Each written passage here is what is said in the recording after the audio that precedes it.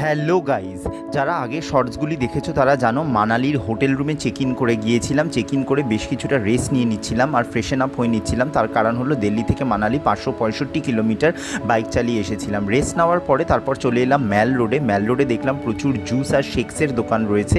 সেখান থেকে একটা ম্যাঙ্গো মিল্কশেক আর একটা ব্যানানা মিল্কশেক নিয়ে রিলিজ করছিলাম। একদম ফ্রেশ ফল দিয়ে চোখের সামনে বানিয়ে দিচ্ছিল, খেতে অসাধারণ লাগছিল এই চিল্ড ওয়েদারে।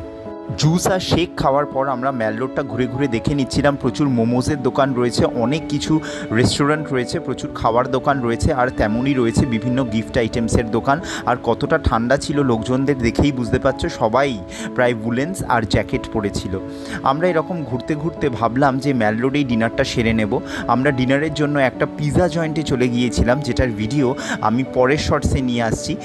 এখন তোমরা ম্যাল রোডের ভিউটা এনজয় করো। দেখতেই পাচ্ছ প্রচুর দোকানপাট রয়েছে। তোমরা প্রিয়জনদের জন্য এই দোকানপাট থেকে জিনিসপত্র কিনে নিয়ে আসতে পারো মানালি ঘুরে আসার সময়। অসাধারণ অভিজ্ঞতা হচ্ছিল ম্যাল রোডে ঘুরতে ঘুরতে, খুব ভালো লাগছিল।